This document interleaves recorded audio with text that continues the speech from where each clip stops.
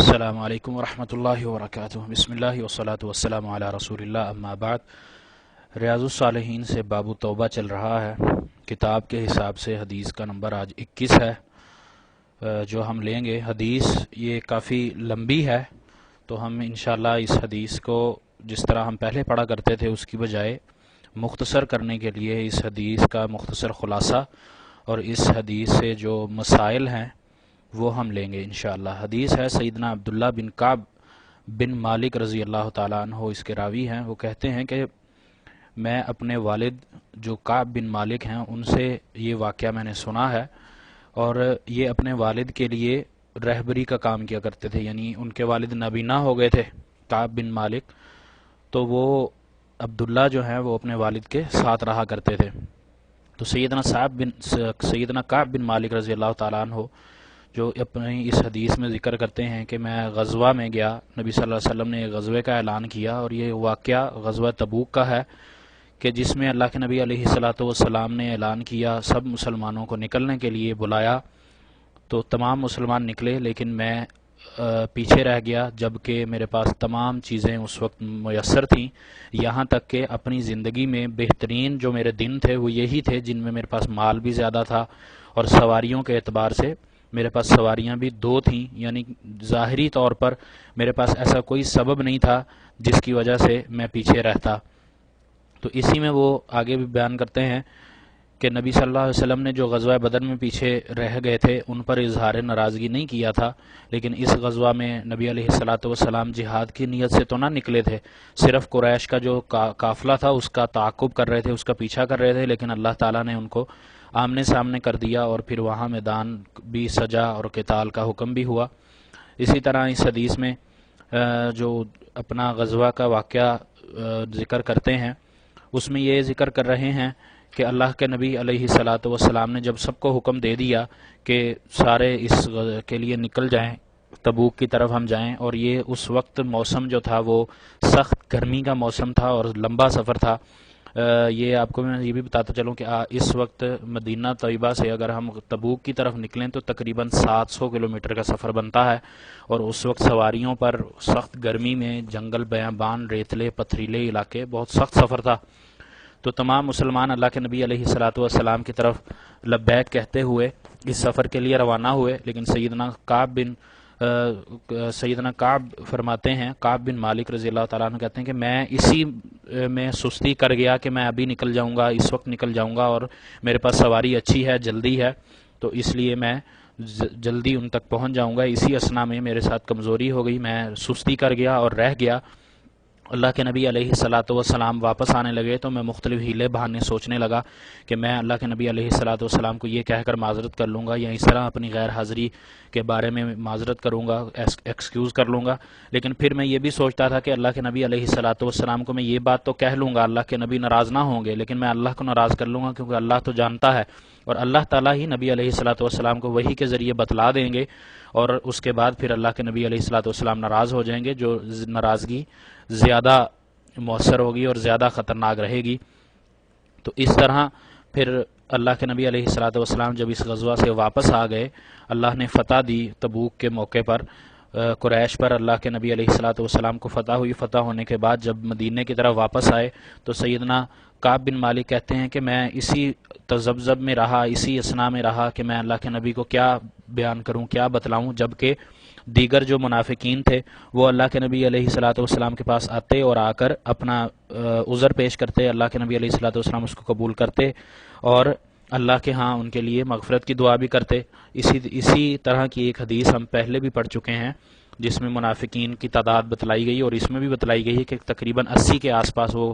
لوگ تھے جن میں اللہ کے نبی نے ان کا عذر قبول کیا اور ان سے بیعت بھی لی اور مغفرت کی دعا بھی کی۔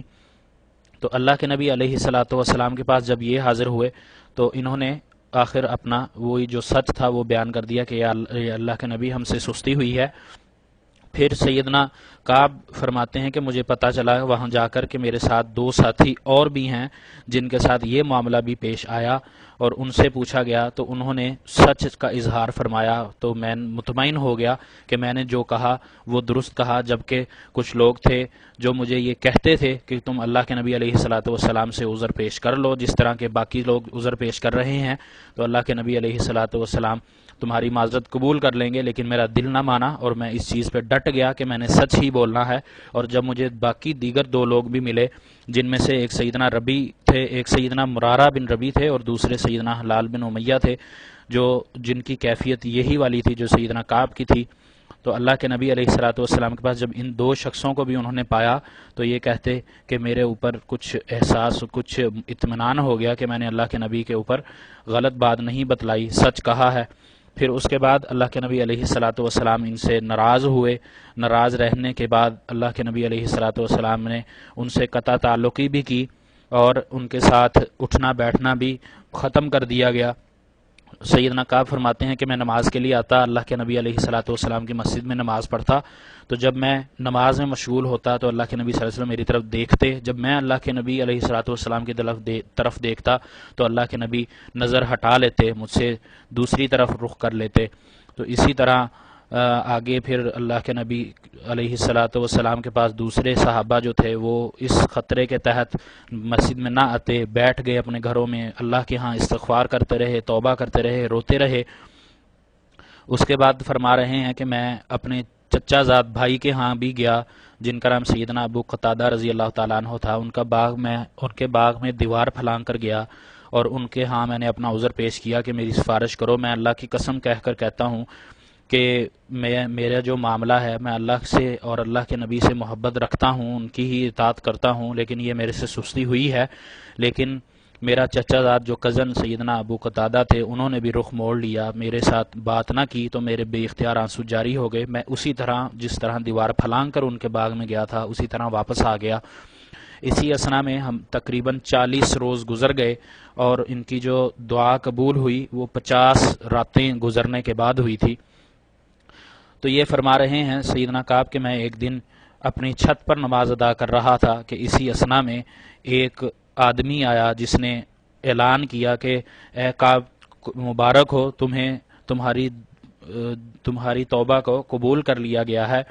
اللہ تعالیٰ نے آیات نازل کر دی ہیں، اور یہ آیات جو نازل ہوئی تھیں وہ ان تینوں صحابہ کے بارے میں نازل ہوئی تھی جو اللہ تعالیٰ نے سورۃ توبہ میں نازل کی تھیں۔ لَقَدْ تَابَ اللَّهُ عَلَى النَّبِيِّ وَالْمُهَاجِرِينَ وَالْأَنصَارِ،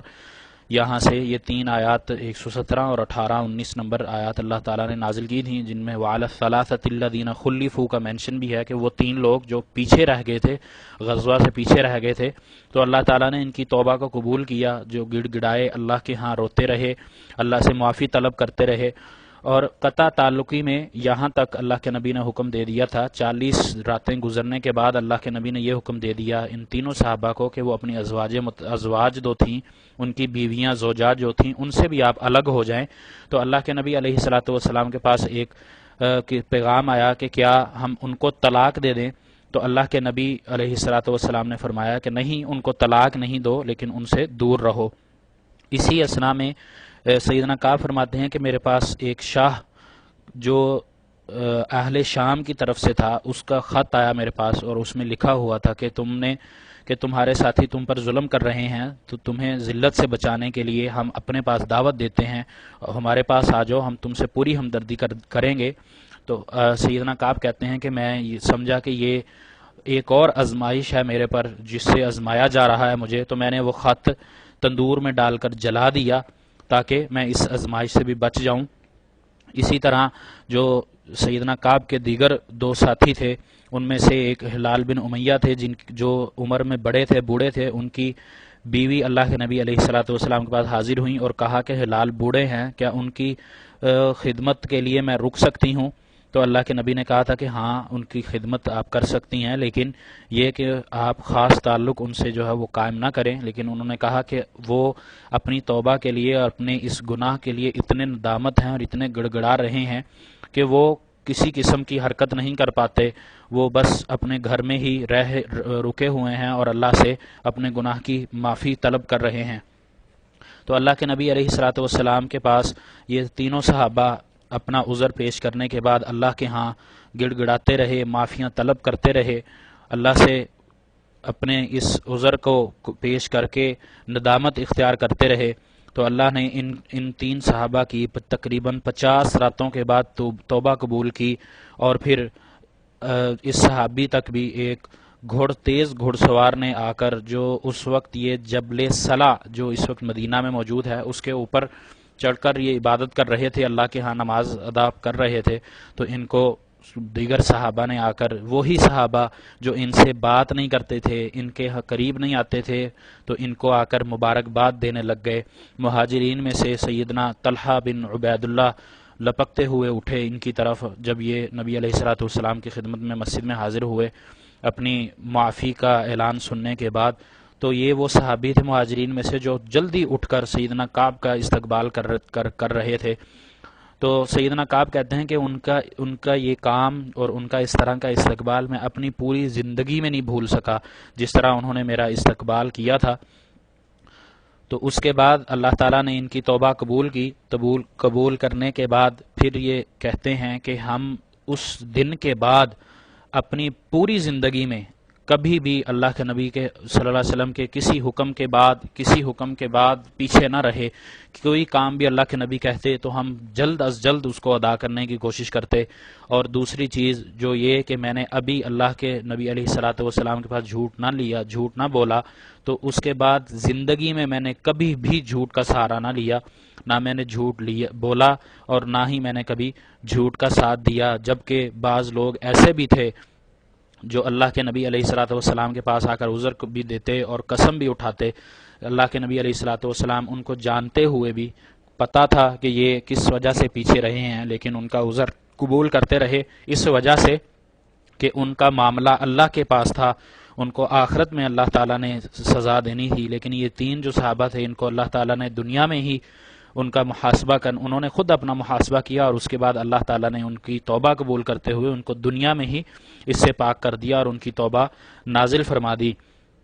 اسی طرح اس حدیث میں نبی علیہ الصلوۃ والسلام کا جو سفر سے واپسی کا عمل ہوتا تھا وہ یہ تھا، ایک دوسری روایت میں ہے کہ نبی صلی اللہ علیہ وسلم غزوہ تبوک کے بعد جب واپس آئے تو جمعرات کو نکلے تھے، اور جمعرات کو ہی سفر کیا کرتے تھے، پسند کیا کرتے تھے۔ تو جب واپس آئے تو اللہ کے نبی رات کے ٹائم واپس آئے تھے، لیکن اپنے گھر نہ گئے، مسجد چلے گئے۔ مسجد میں جانے کے بعد چاشت کے وقت اللہ کے نبی واپس اپنے گھر آئے تھے، اور چاشت کا وقت اشراق کو بھی کہتے ہیں، یعنی کہ فجر ادا کرنے کے بعد اللہ کے نبی وہاں بیٹھے مسجد میں، ذکر اذکار کیا۔ سورج طلوع ہونے کے بعد 2 نفل ادا کرنے کے بعد آپ علیہ الصلوۃ والسلام اپنے گھر میں واپس آئے تھے۔ تو اس حدیث سے جو ہمیں کئی چیزیں، اس واقعے سے کئی چیزیں ملتی ہیں، وہ سب سے پہلی چیز کہ جب بھی کوئی گناہ ہو جائے تو انسان کو کھلے دل سے اللہ کے ہاں توبہ قبول کرنی چاہیے، اللہ کے ہاں گڑ گڑانا چاہیے، کیونکہ وہ غفور الرحیم بھی ہے اور سمیع بصیر بھی ہے، علیم بذات الصدور بھی ہے، اللہ تعالیٰ خبیر بھی ہے، سب چیزیں جانتا ہے۔ تو ہمیں فوراً اللہ کے ہاں رجوع کرنا چاہیے۔ اسی طرح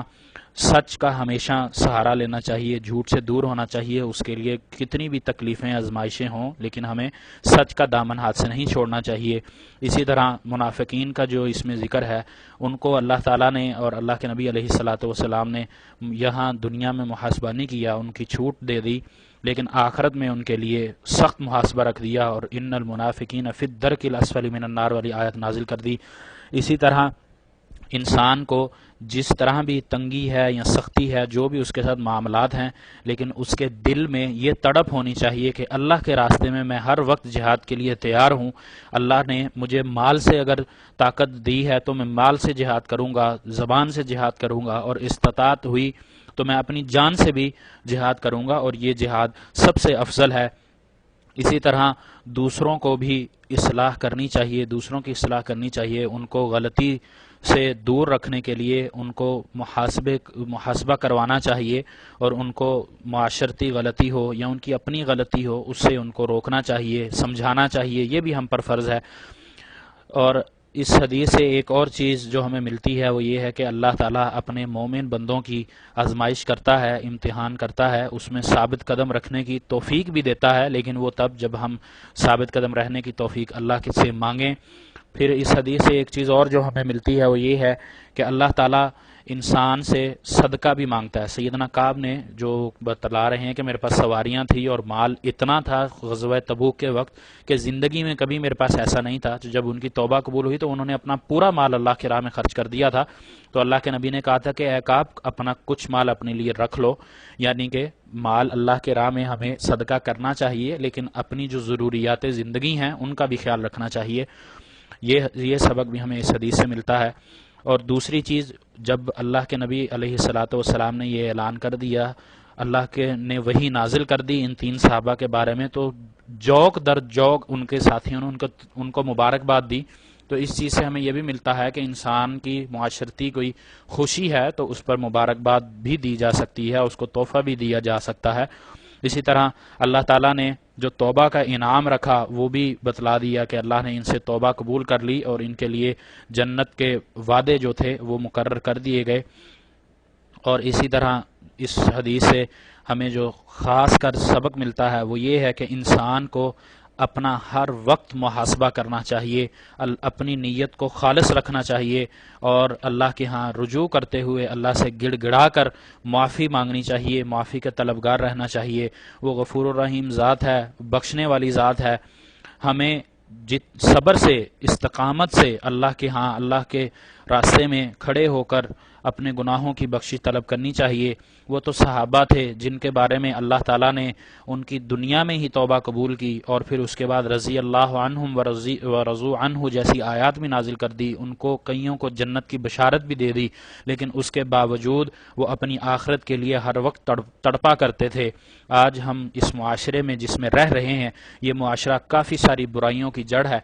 تو اس معاشرے میں رہتے ہوئے ہمیں اپنے آپ کو بچانا بھی ہے اور اپنے اللہ کے ہاں گڑ گڑانا بھی ہے، اور ہر وقت اللہ سے توبہ کی امید لگا کر اللہ سے توبہ استغفار طلب کرنا ہے۔ اللہ تعالیٰ سے دعا ہے کہ اللہ تعالیٰ ہمیں اس واقعے کو سمجھنے کی بھی توفیق دے اور اس پر عمل کرنے کی توفیق عطا فرمائے، اور ہمیں اپنی زندگی میں ثابت قدم رہتے ہوئے اپنی طرف رجوع کرنے کی توفیق دے۔ وما توفیقی الا باللہ۔